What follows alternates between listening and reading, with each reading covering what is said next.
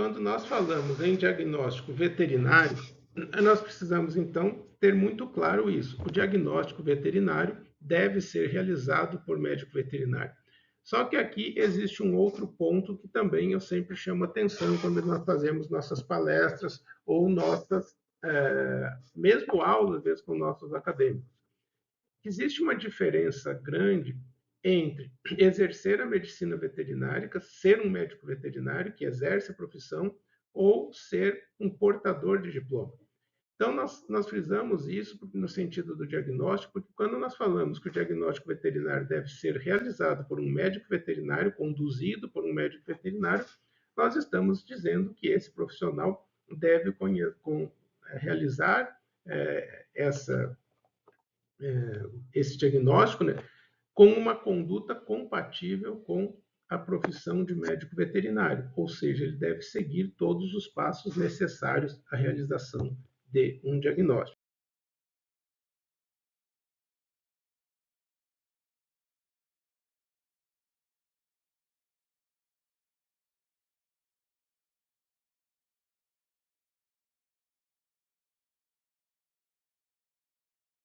Em relação ao nosso caso específico, alguns comentários que nós consideramos que são bastante importantes antes de nós entrarmos no diagnóstico propriamente dito, mas algumas situações, né, que ocorreram neste caso que nos remetem a essas nossas colocações. Então, inicialmente, né, a nossa primeira questão em relação ao histórico.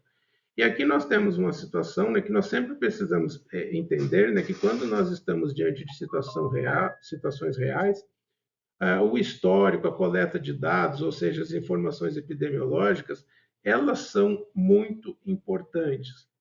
Porém, às vezes nós temos algumas situações que nós temos sempre que tomar o cuidado. E aí vem o nosso papel como médico veterinário, que é a interpretação.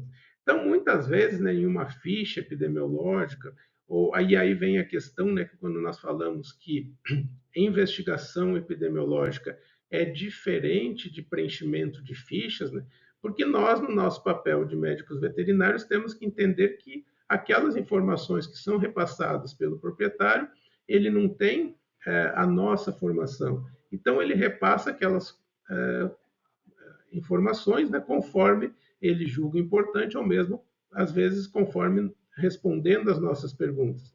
Então, às vezes, vem essas informações assim, né? As vacas recebem sal à vontade no coxo. Então, isso, logicamente, que é o que o proprietário acredita que é o melhor. Mas o que é o à vontade? Então, nós precisaríamos entender o que realmente essas vacas estão consumindo, que essa que é a informação que importa. E nós temos que ter métricas para fazermos essa avaliação. Então, as informações, elas vão, mas o que é importante também para a gente, né? E que aqui no fim o proprietário suspeita de raiva, mas essa suspeita é fundamentada na ocorrência de 2 casos anteriores, nos quais não se chegou a um diagnóstico conclusivo, mas que apresentavam sinais aparentemente neurológicos. Então vejam que às vezes uma informação que pode ser relevante, ela também pode nos confundir. Por quê? Porque se eu tenho ocorrência de casos em diferentes categorias animais, caracterizados por sinais neurológicos, isso realmente reforça uma suspeita de raiva. Mas a pergunta que eu tenho que responder primeiro, esses casos realmente são da mesma doença ou esses casos são realmente sintomatologia neurológica? E para isso não há outra forma senão proceder a um exame físico bem conduzido. Então, quando nós temos aqui, nesta fase, nós temos as imagens recebidas e essas imagens, então, é que levaram o produtor a suspeitar de uma doença neurológica. Mas nós não estamos aqui numa situação de imagem, né? Não podemos excluir que seja uma doença neurológica, mas também nós não podemos afirmar que é para isso a necessidade da realização da condução de um exame físico.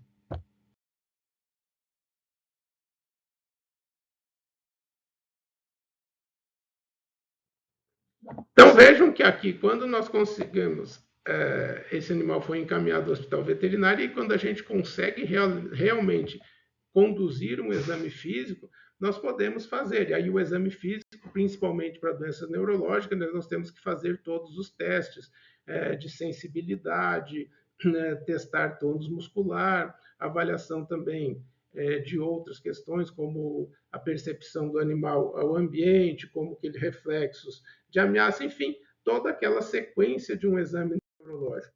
E quando nós vamos fazendo, conduzindo esse exame, nós vamos percebendo que, na verdade, né, muitas evidências aqui nos levam a observar que, na verdade, esse animal não tem um quadro neurológico. Por quê? Porque ele mantém a sua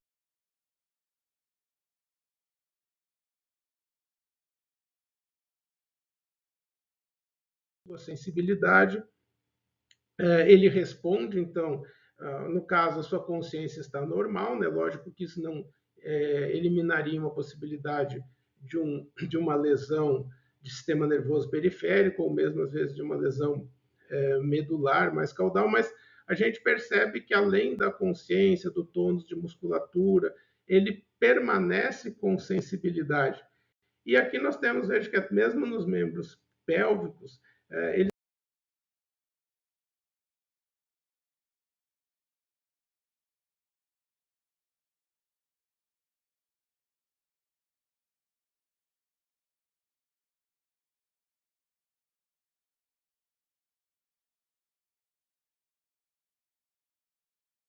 também permanece com movimentos de cauda, com sensibilidade anal, de reflexo anal. E aqui, né, uma curiosidade, que nos membros torácicos, né, aparentemente a sensibilidade está diminuída. Então vejam que isso é uma coisa que não faz muito sentido, né? Como que o animal poderia ter perda de sensibilidade de membros torácicos e não de membros pélvicos? Então já começa algumas questões que a gente vai tendo que levantar, e aí vem o nosso papel de médico veterinário. Nós temos que tentar interpretar esses achados. Então, pode perceber, ele consegue recolher a cauda, ele tem a sensibilidade, e aqui, quando ele tenta se manter, entrar, sair do decúbito externo abdominal, ele não consegue, ele até tem algum tipo de tônus de musculatura de membros pélvicos, mas ele não consegue sustentação nos membros torácicos. Então, quando nós elaboramos essas suspeitas, obviamente, né, que nós não vamos deixar de excluir as doenças neurológicas, e principalmente a raiva, né, que na nossa região sempre tem que estar incluída dentro das nossas suspeitas e, consequentemente, fazermos a coleta de material. Por outro lado, nós temos que tomar muito cuidado, porque aqui nós temos várias evidências de que esta não é uma doença neurológica. Então, nós temos que pensar em outras possibilidades, e neste grupo encontram-se as doenças musculares. Então, como que eu vou resolver essa situação? Basicamente, eu não vou deixar de colher os materiais, de encaminhar, de fazer todos os exames para descartar possíveis suspeitas neurológicas, mas eu preciso incluir outros grupos de doenças na minha suspeita, e principalmente as doenças que afetam a musculatura esquelética, e em alguns casos até eu poderia colocar também o sistema ósseo. Então, logicamente que quando eu faço essa conduta, então nós sempre comentamos, né, também nas nossas aulas, nos nossos cursos, que a única forma de nós não cometermos erros numa conduta diagnóstica ou mesmo numa necrópsia é não fazermos necrópsias. Sempre que a gente faz necrópsia, nós estamos sujeitos ao erro. Por outro lado, se nós temos uma conduta onde nós fazemos todas essas avaliações e interpretamos corretamente as informações que nós temos, nós nunca vamos eliminar a possibilidade de erro, mas a gente reduz bastante. Então, nesse caso, eu já preciso, antes de iniciar a necrópsia, pensar em todas as possibilidades que poderiam levar aqueles quadros e ir conduzindo os meus diagnósticos, as minhas suspeitas, de maneira a não esquecer ou deixar de coletar algum material que seja relevante ao diagnóstico.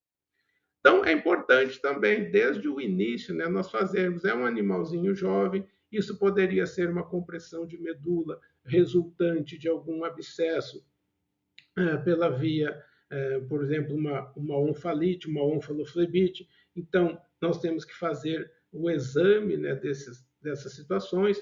Então, às vezes, não quer dizer que o fato de ele ter a onfalite, ele necessariamente tenha a compressão, mas é fundamental a gente fazer essa avaliação e irmos fazendo. Então, nós temos sempre que ter em mente, né, que algumas situações elas aparecem numa necrópsia e podem não ser a principal causa ou não serem a causa daquele problema, mas elas sempre vão ter importância.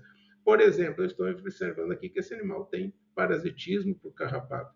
Isso aí poderia estar relacionado a algumas doenças, né, além da própria infestação, como o complexo de tristeza parasitária bovina, mas no caso eu não tenho nenhuma evidência também de que seja essa doença, além da própria característica clínica e evolução. Outras coisas, né, que a gente tem que ter cuidado, né, porque às vezes aqui fica um pouquinho mais difícil, até porque são imagens, né, não é uma necrópsia real, mas são alterações que às vezes podem nos chamar a atenção e não serem tão importantes. Nesse caso aqui a gente percebe, ou melhor, não há alterações, embora ali no pulmão algumas situações, né, a gente tem alguns respingos de sangue, né, na imagem, então pode parecer peteques, né, na verdade não são, mas mesmo que fosse quando se nós tivéssemos essas peteques com essa distribuição, nós não daríamos muita importância. Isso aí pode ser uma lesão agônica, ou em alguns casos até uma aspiração de sangue no momento da morte. Por que eu falo que não é importante? Porque os sinais clínicos não seriam condizentes com algum tipo de lesão pulmonar, e também a extensão, a severidade delas não justificaria o quadro clínico e nem a morte deste bezerro. Aqui nós já começamos a ter, então, como nós temos essa suspeita de uma doença muscular, nós precisamos, então, examinar toda a musculatura de forma sistemática. Então, nós vamos olhar de forma sistematizada todos os músculos. E aqui nós já começamos a perceber, né, que nessa musculatura, e aí vem a questão da interpretação, né? O animal jovem, no caso do bezerro, ele tem a musculatura mais pálida, mas nesse caso aqui ela está muito mais pálida, bastante, e a gente até observa algumas áreas já com algumas áreas irregulares, né, parecendo grânulos brancos. Então, isso é uma evidência severa de lesão. E aqui também tem outro ponto, né? Nós temos que caracterizar a extensão. Isso não é uma coisa localizada nesse músculo. Em todos os músculos, praticamente, a gente observa a mesma alteração. Então, nós podemos dizer, né, que isso é uma alteração generalizada, onde nós observamos esse tipo de alteração. Então, essas áreas pálidas, algumas já com granulações brancas, muito além da musculatura pálida, áreas muito brancas, né, com aspecto granular.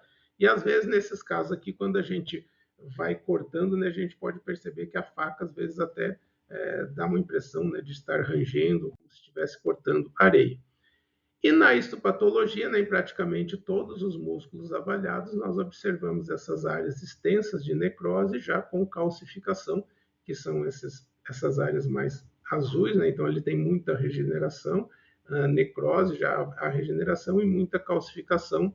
E essa calcificação aqui, então, nos sugere, né, algum tipo de patologia que nós vamos comentar em seguida. Bom, então, neste caso, né, nós podemos seguramente atribuir que aquilo não era um quadro neurológico, era um quadro muscular, e dentro das nossas suspeitas, né, a principal suspeita, com base nas lesões, é um quadro de deficiência de selênio. Né, em alguns casos, eles utilizam até deficiência de vitamina E e selênio. Essa condição, né, é importante, talvez até seja subdiagnosticada, né, a gente tem encontrado situações como essas aqui na nossa região, né? Eu acho que tem que até ser melhor investigada.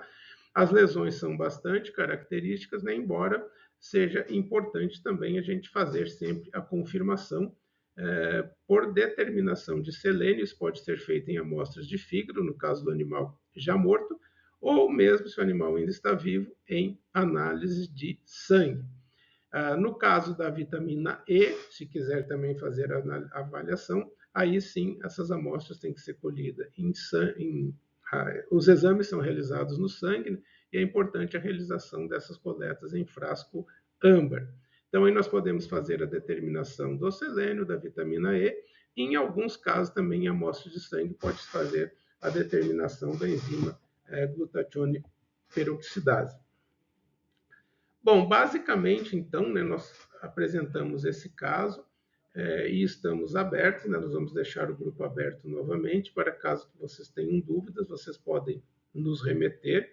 Então, nós vamos ficar nesse período, o grupo fica aberto em 24 horas, para eventuais dúvidas sobre esse caso, né? Então, nós lembramos sempre que as dúvidas são sobre o caso, né? E que a gente ressalta sempre essa questão, né? O nosso grupo não é um grupo de opinião, ele é um grupo baseado em metodologia científica de diagnóstico. Então, aqui a gente não nos restringimos a comentários baseados em trabalhos científicos. Então, não é a questão de eu colocar a minha opinião ou a opinião de qualquer outra pessoa. Então, nós vamos discutindo sempre esses casos em cima do conhecimento científico atual e estamos, então, assim, deixando o grupo aberto, né, nesse período de 24 horas para eventuais dúvidas sobre este caso.